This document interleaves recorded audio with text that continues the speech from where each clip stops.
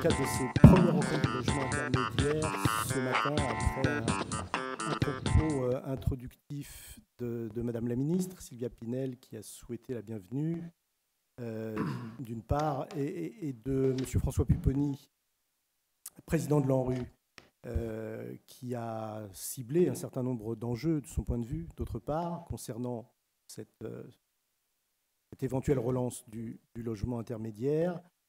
Nous avons abordé une table ronde centrée sur les enjeux territoriaux et sur la vision de la ville, y compris avec des architectes, avec la présidente de l'Association nationale de la copropriété. Échanges très intéressants qui ont permis d'alimenter la réflexion sur le logement intermédiaire et sur la place qu'il doit prendre dans les quartiers.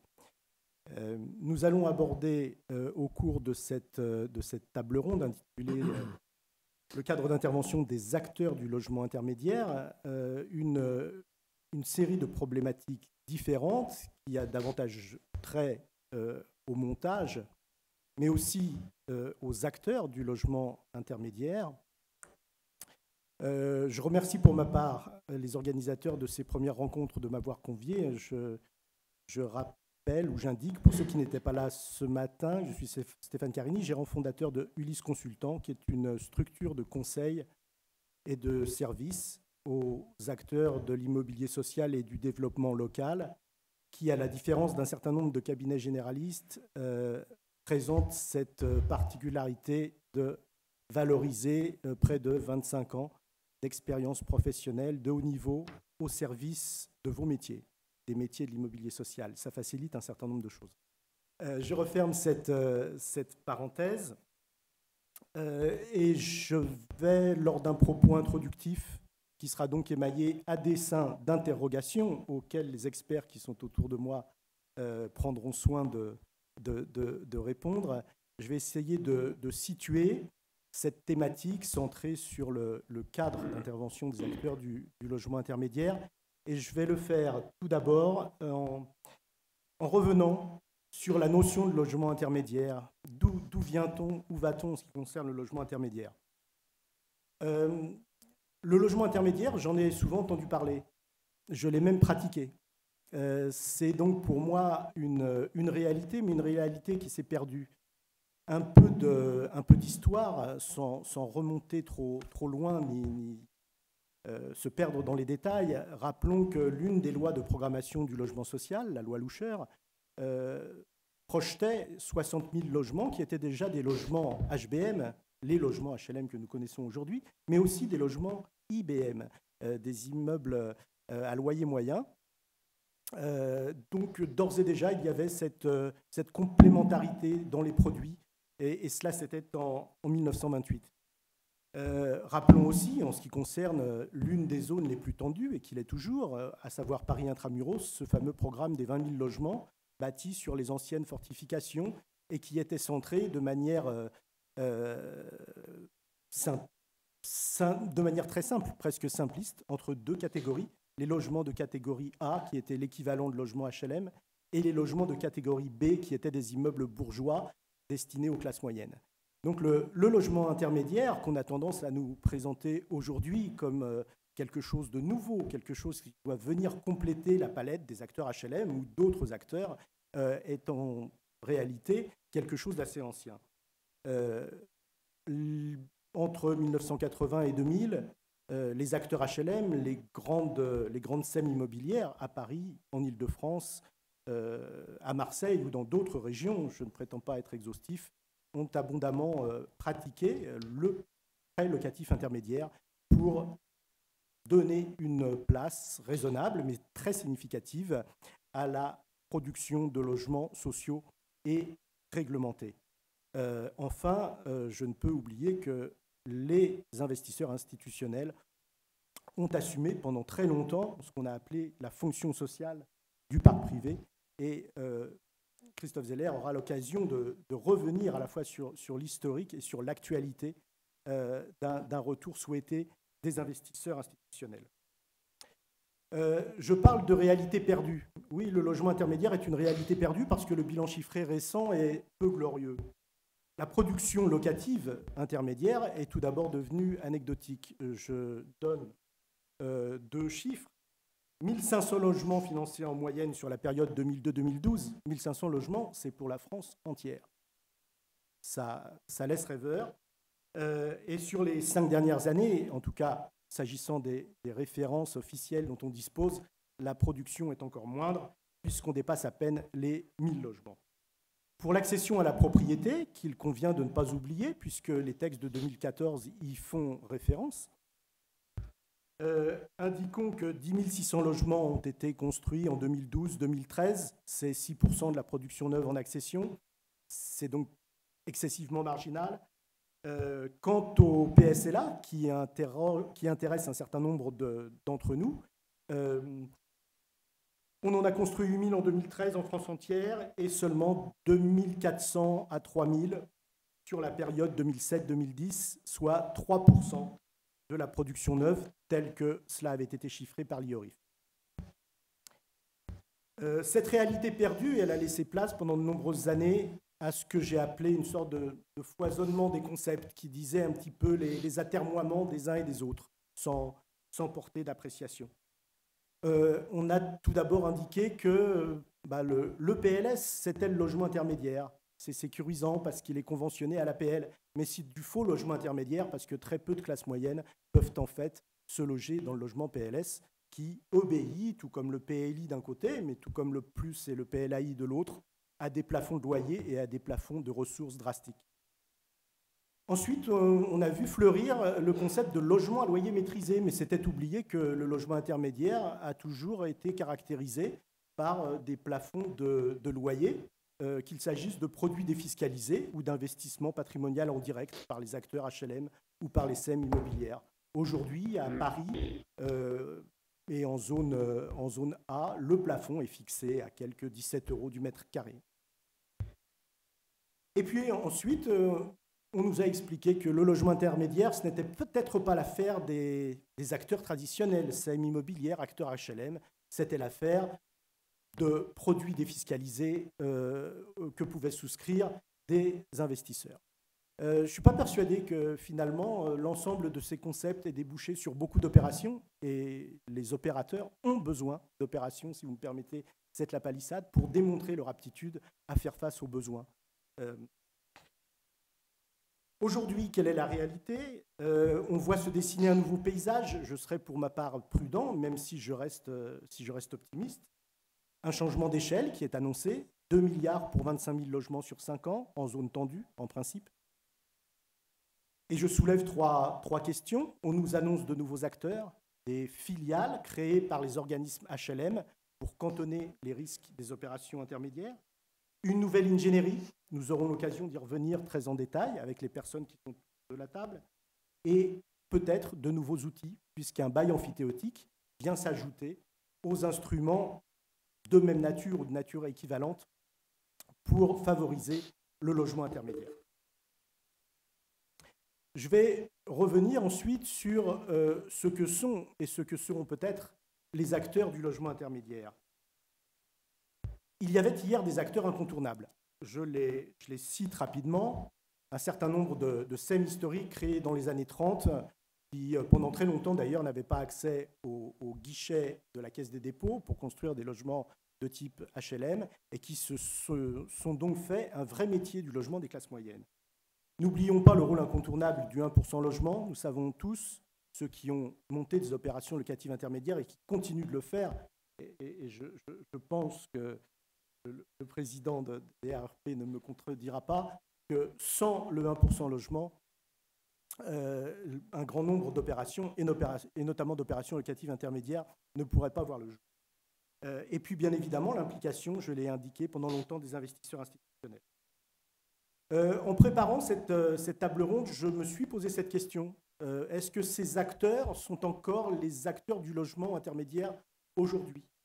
On voit à Paris, on assiste à Paris, là encore sans appréciation critique, c'est une réalité, à un conventionnement massif du parc intermédiaire de fait qui existait. Ça a un effet statistique, les immeubles sont pleins comme un œuf. Est-ce que ça débouchera sur des logements sociaux à l'Est comme à l'Ouest à court terme?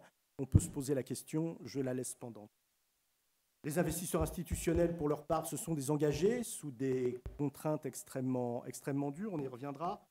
Et le 1%, lui, connaît de fortes contraintes d'allocation de ses fonds via l'ANRU, je crois que c'est près d'1 milliard, via le FNAL et avec l'obligation également de développer un certain nombre de produits. D'où bien évidemment toute une série de questions que nous aborderons en liaison avec vous et en essayant de répondre à vos questions. Ces questions seront notamment, mais ce n'est pas exhaustif, quelle stratégie des acteurs HLM aujourd'hui en faveur du logement intermédiaire, sachant qu'entre 2010 et 2013, les coûts de construction, tout poste compris, ont littéralement explosé. Peut-on tabler et qu'il nécessite 15% de fonds propres, au moins contre 5% il y a un peu plus d'une décennie? Peut-on tabler sur un retour des institutionnels? Et si oui, lesquels? Les promoteurs privés sont-ils partis de leur côté à la conquête du logement intermédiaire, se substituant à des acteurs anciens, traditionnels, qui ne pourraient plus le faire? Et je pense que sous cet angle, Hervé Legros pourra nous éclairer. S'agissant ensuite de l'ingénierie du logement intermédiaire, et je laisse de côté la partie financière que de brillants représentants des établissements financiers traditionnellement actifs dans ce domaine aborderont demain, donc soyez nombreux également demain. L'ingénierie d'hier, nous la connaissons. C'est quelque chose de simple, trop simple peut-être pour les promoteurs du logement intermédiaire aujourd'hui. Un investissement direct des acteurs HLM, des SEM immobilières, avec un financement principal, le prêt locatif intermédiaire, très peu soutenu par Bercy, il faut bien le dire, ou alors de manière sporadique.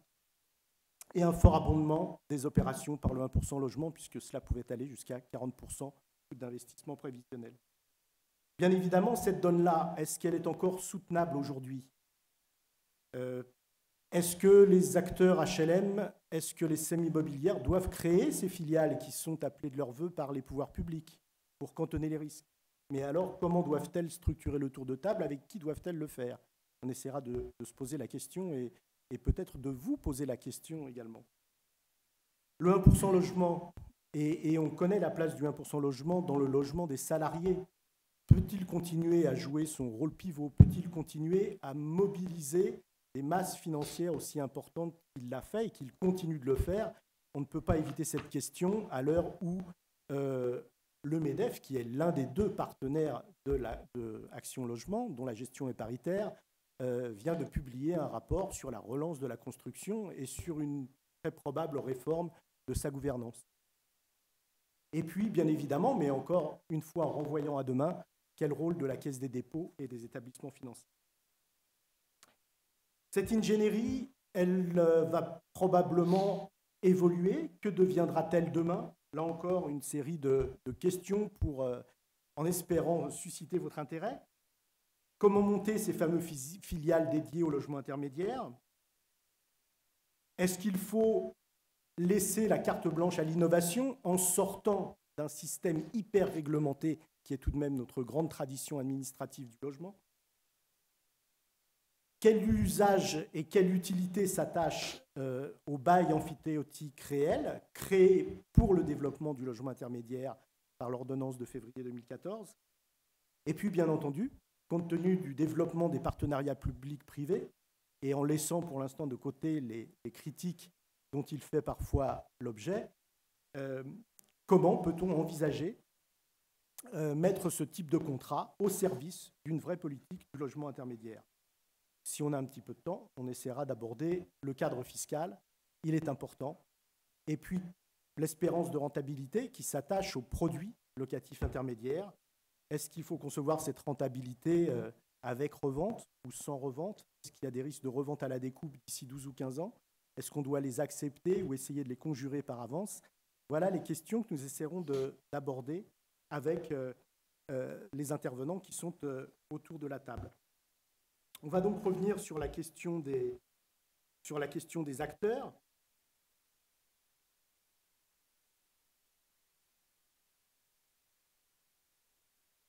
avec une première question que je vais peut-être poser à chacun d'entre vous, peut-être commencer par vous, Monsieur Gabillard. Quelle stratégie, alors j'avais prévu quelle stratégie des acteurs HLM, Jean-Baptiste Campagne, directeur général de SLVO et fait partie du groupe Procilia, est excusé aujourd'hui. Quelle stratégie des acteurs HLM, quelle stratégie des acteurs du logement en général pour le logement intermédiaire? Vaste question. Moi, je ne suis que le président de RRP. Alors, RRP, pour ceux qui ne connaissent pas, en 2 mots, c'est une filiale à 100% donc, du groupe collecteur de 1% Solindi, donc, qui est le premier collecteur français aujourd'hui. C'est une société qui existe depuis de nombreuses années maintenant, qui a un patrimoine de logements intermédiaires de 6300 logements exclusivement situés en Île-de-France et qui aujourd'hui a un plan de développement qui était de 300 logements par an jusqu'à ces dernières années. Et notre dernier conseil d'administration a entériné un plan de développement que nous avions proposé de 400 logements par an sur les 3 ans à venir et revenir un peu moins après. Donc on est un acteur. Alors c'est pour ça que j'étais étonné des chiffres que vous indiquiez sur la consommation de logements intermédiaires, parce que j'ai l'impression qu'à nous seuls, on les mobilise en quasi-totalité sur les 3 dernières années, ce qui j'en serais très fier, mais j'ai pas eu cette impression. Donc je suis, voilà, en tout cas nous, on est arrivé à développer des opérations. C'est le dernier rapport parlementaire dont j'ai eu connaissance, c'est le rapport Carèche qui citait ces chiffres en souhaitant timidement une petite relance du logement intermédiaire et qui rappelait la production très faible des dernières années. Je sais que nous, on était très, très attentifs à la consommation des PLI et on essayait de mobiliser. Alors, de mémoire, je pense qu'on mobilisait à peu près 50% des enveloppes, mais je ne pensais pas qu'on mobilisait plus en tout cas. Donc, on a fait du logement intermédiaire, notamment sur les 3-4 dernières années, sans les financements, enfin sans les nouvelles règles de financement. Et si on passe effectivement de 300 à 400 logements, c'est parce que les nouvelles règles de financement, notamment la réduction de TVA et la suppression de la taxe foncière sur les propriétés bâties pendant 15 ans, nous donnent des souplesses au niveau des comptes d'exploitation et du prix de revient qui nous permettent du coup de mieux utiliser, enfin de mieux valoriser nos fonds propres, que paradoxalement, l'effet de levier dans le logement intermédiaire comme dans le logement HLM d'ailleurs, c'est moins les emprunts qu'on peut trouver sans trop de difficultés que le montant des fonds propres qu'on peut mettre dedans. Alors, les fonds propres, il faut quand même avoir une idée en tête assez précise, c'est quand même de l'ordre de 30% d'un prix de revient qui est lui-même sensiblement supérieur à ce que vous avez dans le logement social. Donc, ce qui veut dire que cette production de logement, on ne peut le faire que si on a des fonds propres. Alors, comment arrivons-nous à les trouver? C'est en fait à la fois par l'autofinancement qu'on dégage sur notre exploitation, par les dotations de capital, en augmentation de capital que peut nous faire notre actionnaire Solindi, et surtout, je dirais, par l'arbitrage qu'on fait chaque année de vente de patrimoine pour éviter d'avoir, parce qu'on fait du logement intermédiaire, vous avez 0 subvention. Vous avez une subvention indirecte par le biais de la suppression de la TFPB et par le biais de la réduction du taux de TVA, mais vous n'avez pas de subvention comme peuvent le donner les collectivités locales ou l'État. Donc c'est essentiellement par l'arbitrage de patrimoine, en vendant à nos locataires, mais également à des gens extérieurs, que nous arrivons à dégager les fonds propres qui nous permettent de développer une production neuve. Et c'est ça qui est, pour moi, une équation qui devrait largement développer le monde HLM, qui éviterait de venir quémander de l'argent sans arrêt. Donc, voilà en gros la présentation de RP là-dessus. Alors, nous intervenons donc avec un système de fonctionnement qui est relativement simple. On fait soit de la production propre, soit appel aux promoteurs avec des ventes en état futur d'achèvement. Et on les finance par des prêts qui jusqu'à présent étaient des prêts PLI. Et maintenant, on prend des prêts de type PLI auprès de la Caisse d'épargne, du Crédit Foncier, enfin surtout de la Caisse d'épargne. Et j'espère demain de la Caisse des dépôts si elle assouplit un petit peu ces règles actuelles qui sont un tout petit peu compliquées à mettre en place. Donc, nous, notre stratégie était définie avant l'application de la loi. Elle est amplifiée par la mise en place des nouvelles ordonnances et on s'en félicite. Et on considère que ça fonctionne très bien comme ça. Ce qui me paraît surtout important, moi je dirais, on a beaucoup parlé ce matin, notamment je voulais faire la remarque à la représentante des architectes ce matin, puis j'ai laissé tomber, c'est que dans le logement intermédiaire, en fait, il y a il y a deux grands types d'acteurs. Il y a les acteurs de nature institutionnelle, dont nous faisons partie, mais il y en a d'autres, et il y a les acteurs particuliers. Parce qu'il ne faut pas oublier que la loi Pinel, c'est une loi qui a succédé à la loi Duflot, c'est une loi qui est destinée pour faire du locatif intermédiaire. Or, la production de logements en Duflot, Pinel en 2014, elle a été de l'ordre quand même d'une 35 000 logements. Donc, ce n'est pas négligeable. Donc, quand on dit qu'il ne se produit pas de logements intermédiaires, la réalité, c'est qu'aujourd'hui, on en produit 35 000. Bon, enfin, presque 35 000, on va dire. La question qu'on peut se poser, c'est que est-ce que ce sont des vrais logements intermédiaires, compte tenu des modifications qui sont intervenues? Quand vous voyez le plafond des loyers du PLS, que le PLS, je rappelle, ce n'est pas un logement intermédiaire, c'est du logement social. Le PSLA auquel vous faisiez allusion, ce n'est pas du logement intermédiaire non plus, c'est plutôt connoté logement social par le niveau de ressources des acquéreurs qui peuvent y prétendre. Donc on n'est pas dans le logement intermédiaire à ce moment-là. Le niveau le zonage qui a été modifié en août dernier fait que de nombreuses villes qui étaient en zone B1 sont devenues des villes qui sont en zone A. Et quand vous regardez le plafond du loyer du logement intermédiaire qui est appliqué en zone A, vous dites que vous connaissez un petit peu les villes de province ou que vous regardez les sites de clameurs, vous dites que finalement le plafond du loyer intermédiaire, c'est quasiment le niveau du marché libre. Donc tant mieux pour les investisseurs particuliers en Pinel, tant mieux pour les promoteurs qui développeront les opérations. Est-ce que véritablement l'objectif qui était initialement de dire on met un loyer intermédiaire, c'est 20% de moins que le loyer libre. Certes, on n'a pas modifié les plafonds, mais on a modifié le zonage. Donc, moi, ça ne me dérange pas. Hein. En tant qu'ancien promoteur, je suis ravi pour mes confrères et pour les acquéreurs privés. Je me pose simplement la question de dire est-ce que du coup, on ne qualifie pas d'intermédiaire des choses qui sont finalement du logement libre? Deuxième remarque, c'est est-ce qu'il y a des besoins de logement intermédiaire? On me dit en zone tendue. Bon, quand on met en zone tendue, c'est les zones A bis et les zones A. Bon, moi, de mes fonctions antérieures, je travaillais, je dirigeais l'activité de promotion d'un groupe sur l'ensemble de la France. Donc, j'ai connu tous les marchés. Je ne suis pas convaincu que l'écart entre le plafond du PLS et le niveau du marché libre justifie, dans beaucoup de villes et dans beaucoup de quartiers, sauf dans quelques quartiers de certaines villes, qu'on crée une catégorie spécifique de logement intermédiaire. Alors, qu'on l'habille politiquement pour ça, moi, ça me va très bien. Les politiques se font plaisir entre eux, je n'ai pas de problème.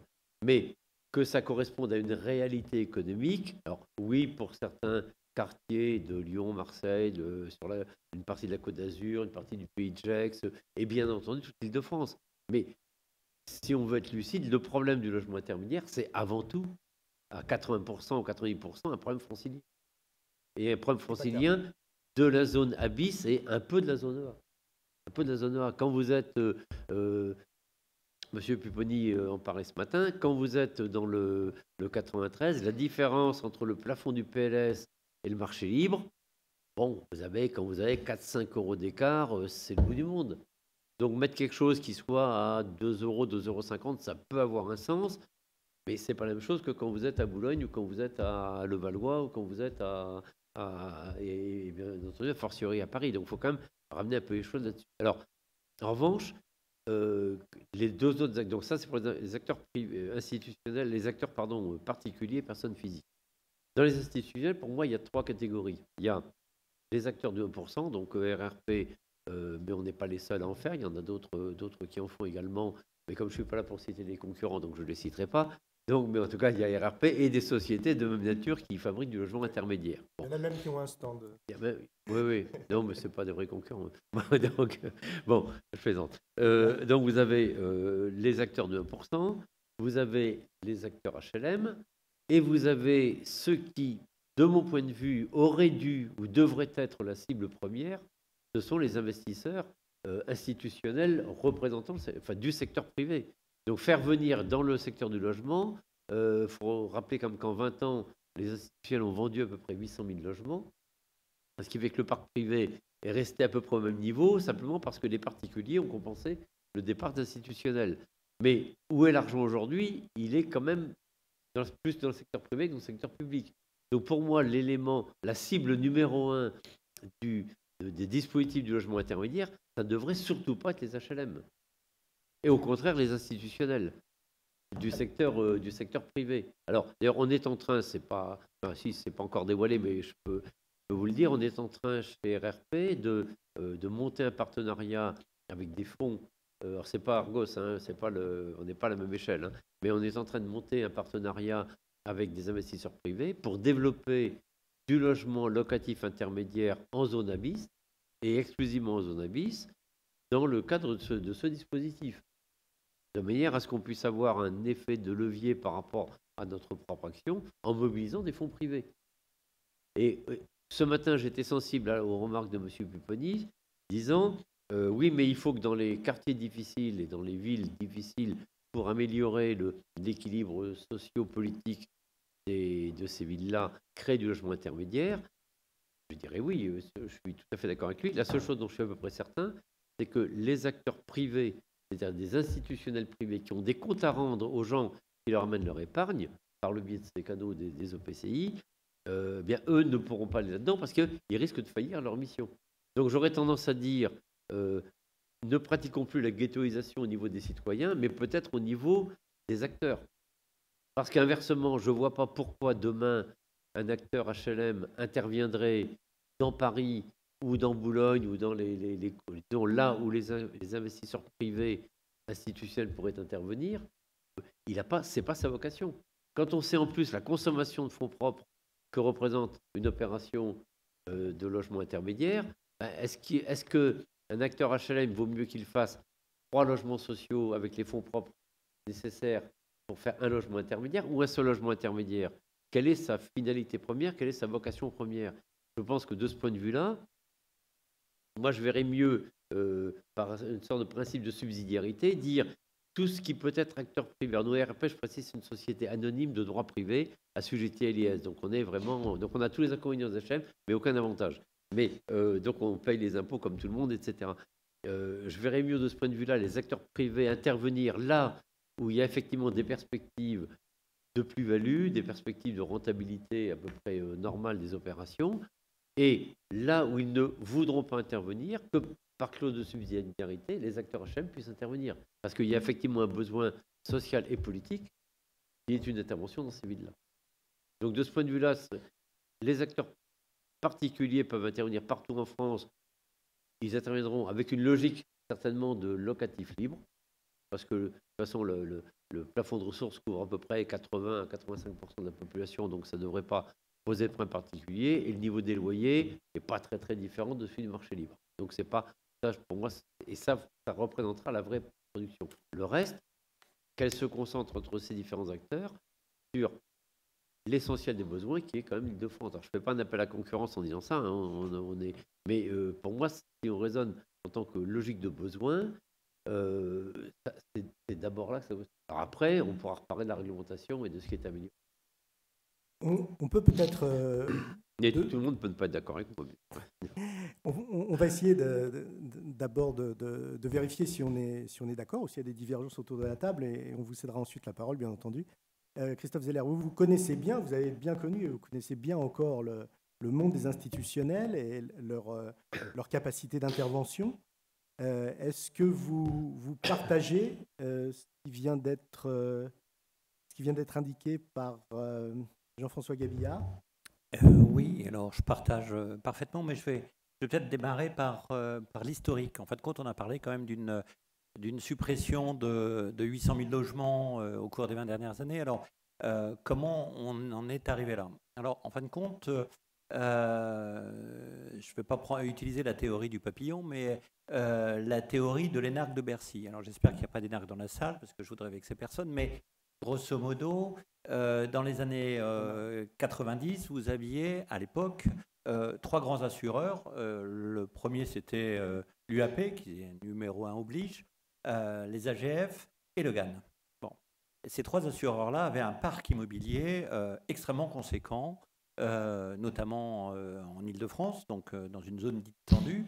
Mais à cette époque-là, l'État était impécunieux. Et l'État était au conseil d'administration de ces 3 entreprises, ce qui a fait en sorte que, au jour d'aujourd'hui, l'UAP a été racheté par le groupe AXA, le GAN a été racheté par Groupama, Et puis les AGF ont été rachetés par le groupe Allianz. Donc, avec donc maintenant le pouvoir de décision d'Allianz est en Allemagne et non plus en France. Mais ceci étant posé, qu'est-ce qui s'est passé?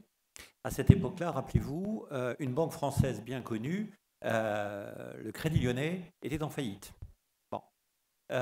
C'était quand même une banque significative. C'était l'une des 3 grandes banques françaises, la BNP, le Crédit Lyonnais et la Société Générale. Il y avait une deuxième banque qui s'appelait le CIC, qui avait à travers une de ses filiales, l'UIC Sofal, c'était une banque qui était spécialisée dans les prêts aux marchands de biens. L'UIC Sofal était dans un état de situation de faillite tellement importante, puisque les besoins de recapitalisation étaient de 40 milliards, enfin se sont avérés, puisqu'on a découvert le poteau rose quelques années plus tard, mais grosso modo, il aurait fallu 40 milliards à réinjecter. Et donc, le GAN était actionnaire minoritaire, puisqu'il avait 17% à l'époque de cette banque, et à la demande donc d'un homme de Bercy, je ne citerai pas son nom, le président du GAN, on lui a indiqué que son mandat pourrait être renouvelé, comme quoi le diable se cache dans les détails. Donc son mandat pourrait être renouvelé qu'à la condition qu'il rachète ou qu'il devient en tout état de cause majoritaire dans le CIC. Donc le président du GAN s'est exécuté, mais il n'avait que le pouvoir d'injecter des fonds, de l'argent, mais il n'avait pas aucun pouvoir de décision. C'est-à-dire que la nomination des patrons de banque, puisque le CIC c'est un certain nombre de banques régionales, eh bien, il n'avait même pas le pouvoir de décision de nommer les directeurs. C'est pour vous dire que c'était vraiment un droit de tirage dans les fonds propres du GAN. Résultat des courses, le GAN s'est effondré, et donc il a fallu trouver un sauveteur. Et donc, l'État, à l'époque, rappelez-vous, dans les années 90, la bourse n'était pas ce qu'elle est aujourd'hui. Enfin, en tous les cas, elle n'était pas dynamique. Donc, les assureurs avaient 3 poches, une poche action, une poche obligation et une poche logement. Finalement, pour sortir, l'actionnaire donc, demandait bien évidemment des dividendes, mais en plus, l'actionnaire demandait davantage. Bon, donc, la seule poche qui était, ma foi, dans un état de santé correct, c'était l'immobilier. Et le GAN, comme tous les assureurs français que j'ai cités précédemment, vendait d'une compagnie A à une compagnie B. En d'autres termes, vous aviez le GAN Vie, par exemple, qui vendait au GAN Santé, puis qui revendait au GAN IARD. Donc tous les ans, il y avait des petites rotations de parcs immobiliers qui faisaient que ça dégageait de la plus-value. Et la plus-value étant imposable, ça allait dans les caisses de l'État. Bon. Du coup, au fil de temps, pour servir l'État, le GAN, comme l'UAP et les AGF, et les autres assureurs ont suivi bien évidemment, eh bien, ils se sont complètement désengagés de tout logement en gardant à peine 1% de leur parc existant. Donc ça a été, alors c'était du logement de standing ou du logement intermédiaire, ce qui veut dire que dans le parcours résidentiel de tout Français, si je puis dire, eh bien, au départ, il démarre à 20 ans dans son studio, dans le parc social, avec en 40, 45 ans, 50 ans, en fonction de son évolution patrimoniale et professionnelle, eh bien, il espérait accéder à la propriété. Mais à partir du moment où il y avait 2 marches qui manquaient, le logement intermédiaire et le logement standing, eh bien, le gap entre le logement social et l'accession à la propriété faisait qu'il était impossible de passer de l'un à l'autre, sauf un héritage, sauf un certain nombre de cas de figure. Mais dans un parcours classique, on ne pouvait plus passer. Et ça a été donc le début de la perte de fluidité à travers le logement social. Et au jour d'aujourd'hui, on pourrait pratiquement classifier d'encéphalogramme plat l'évolution les sorties du parc HLM. Alors, ça, c'est un premier point. Donc ça, c'est pour mettre en perspective le passé. Maintenant, on regarde l'avenir. Alors, qu'est-ce qui s'est passé depuis les années 90 ? Bon, il y a eu une chose qui est extrêmement importante pour les assureurs. C'est l'équivalent de ce que connaissent les banquiers sous l'appellation BAL 3. Eh bien, les assureurs, donc les règles internationales qui régissent les assureurs, c'est Solvency 2. Bon, et Solvency 2 a fait en sorte que, au jour d'aujourd'hui, les assureurs ne peuvent plus investir directement, de façon epsilonesque, mais ne peuvent plus investir massivement dans l'immobilier résidentiel. Alors, quel qu'il soit un logement intermédiaire ou un logement de syndic. Et du coup, on regarde maintenant la structure des compagnies d'assurance. Vous n'avez quasiment plus de service immobilier. Alors, un service immobilier pour les immeubles d'exploitation, mais pour le résidentiel, il n'y a plus personne. Et donc, les assureurs, petit à petit, ont perdu leur savoir-faire en investissement et en ce qu'on pourrait appeler le property management, c'est-à-dire la gestion locative. Du coup, comment les faire revenir? Alors, il y a une deuxième contrainte. Donc, la première contrainte, c'est Solvency II. Bon, on a parlé tout à l'heure de fonds propres. Effectivement, les fonds propres que l'on met dans l'immobilier, ce n'est pas du tout la même chose que les fonds propres que l'on met dans des opérations d'assurance. Sachez aussi que les assureurs, c'est quand même les premiers financiers de l'État, puisque toutes les obligations d'État sont en grande partie acquises par les investisseurs institutionnels. Alors, entre nous soit dit, si dans la salle, vous avez tous des contrats d'assurance vie, et la probabilité est assez forte que vous ayez tous un contrat d'assurance vie, au jour d'aujourd'hui, à la vitesse à laquelle les taux des OAT, etc., font qu'un assureur ne sera plus capable de vous garantir le capital investi. En d'autres termes, si aujourd'hui vous avez investi 100 000 € sur un contrat d'assurance vie, en espérant sortir dans 10 ans ou dans 15 ans, ou quand vous partirez à la retraite, la probabilité que vous récupériez ce capital est plutôt proche de zéro, alors que dans les années 90, 92, il y a des compagnies d'assurance qui vous garantissaient le doublement en 7 ans, ou pour les contrats de gamme, et pour les contrats standards, on vous garantissait le doublement en 10 ans. C'était en 92, c'était pas il y a si longtemps. Donc on voit bien que les obligations... Rassurez-nous, vous parlez des contrats en unité de compte, là. Oui, par les contrats en unité de compte. D'accord. Bon, mais on voit aujourd'hui, dans les conditions générales, dans les notices d'information, les assureurs, qui de plus en plus, et pas les petits, je parle de tous les assureurs ne prennent plus d'engagement sur les capitaux investis. C'est fini. C'était une autre époque. Donc, la manière pour les assureurs de revenir sur l'immobilier pourrait être la suivante.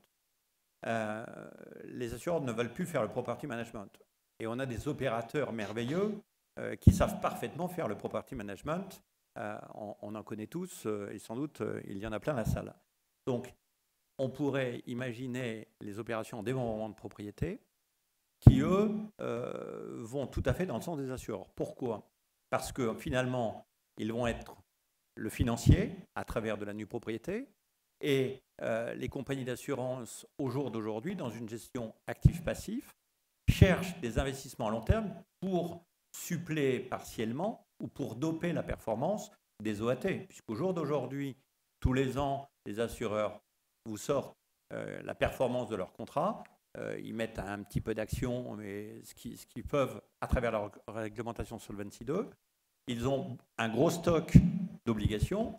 Les obligations arrivent à maturité et les nouvelles obligations qui rentrent sont des obligations à 0, 1, 2, 3. Donc, grosso modo, et dans les obligations à 0, 1, 2, 3, c'est avant coût de fonctionnement des compagnies d'assurance, avant coûts techniques, avant coûts commerciaux, etc.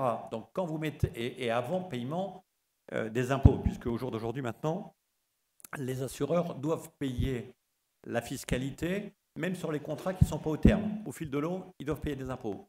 Donc, vous voyez bien qu'avec tous ces frottements, la performance économique des contrats d'assurance est plutôt entre 0 et 1%, même si l'affichage est un petit peu plus élevé. Mais au jour d'aujourd'hui, donc, pour permettre aux assureurs de revenir sur l'immobilier, parce que l'immobilier locatif en logement intermédiaire pourrait leur apporter une performance économique bien meilleure, d'autant qu'ils cherchent aujourd'hui des opérations à long terme. Je vous explique, vous avez quelqu'un qui a 30 ans, qui déjà commence à réfléchir à sa retraite, se dit, moi je pars à la retraite donc à 65 ans, 66, 67 ans, peu importe, mais grosso modo, j'ai au moins un tunnel d'investissement sur 30 ans, 35 ans. Et au jour d'aujourd'hui, les assureurs, en contrepartie de quelqu'un qui va investir aujourd'hui à 35 ans, qui a 35 ans et qui va investir jusqu'à 65 ans, donc mettons sur une période de 30 ans, ils ne trouvent sur le marché que des durées de 10. D'accord ? Ils ne vont pas acheter des bons du Trésor américain, donc ils achètent sur des durées de 10 ans. Donc, au bout de 10 ans, eh ben, ils sont au terme, il faut recommencer sur une autre période de 10 ans et une troisième période de 10 ans. Et leur rêve le plus fameux, ça serait d'avoir immédiatement une contrepartie sur 30 ans et de faire du démembrement sur 30 ans avec du logement a tout son sens. Alors, la seule chose qui bloque, c'est Solvency II, c'est l'interprétation de Solvency II par les autorités françaises, parce que le code des assurances est, comme en France, comme tous les codes, une complexité redoutable avec une chose dite dans la page 1 et son contraire à la page 100. Donc, il faut de temps en temps harmoniser. Et on voit bien que sur un certain nombre d'opérations, il y a des blocages complètement, uniquement dans l'interprétation du code. C'est bien l'interprétation du code. Et deuxièmement, de pouvoir faire en sorte qu'ils retrouvent une attractivité à revenir dans le logement, mais sans avoir la gestion locative. Et donc, ce type d'opération, à travers, et un contrat a été fait en ce sens, c'est les contrats bigénération. Sauf que les contrats bigénération, quand vous discutez avec tous les patrons de compagnies d'assurance, ils vous disent on ne trouve rien sur le marché. C'est-à-dire qu'en fin de compte, on n'arrive pas à faire rencontrer des promoteurs, des bailleurs sociaux qui viennent frapper à la porte des assureurs, hormis le fonds Argos que tout le monde connaît, mais qui n'est pas en démembrement, qui est en pleine propriété. Mais en fin de compte, les uns et les autres n'arrivent pas à se parler ou n'arrivent pas à se rencontrer. Et donc, du coup, les compagnies d'assurance aujourd'hui nous disent je ne trouve pas de produits à investir. Je ne trouve pas je cherche désespérément des produits. Merci de ces précisions. On a abordé, vous en êtes peut-être rendu compte, on a déjà largement abordé l'ingénierie qui était à la deuxième partie, mais on va revenir dessus. Et merci de ces précisions. Je rebondis, moi, sur le triptyque que vous avez mis en avant,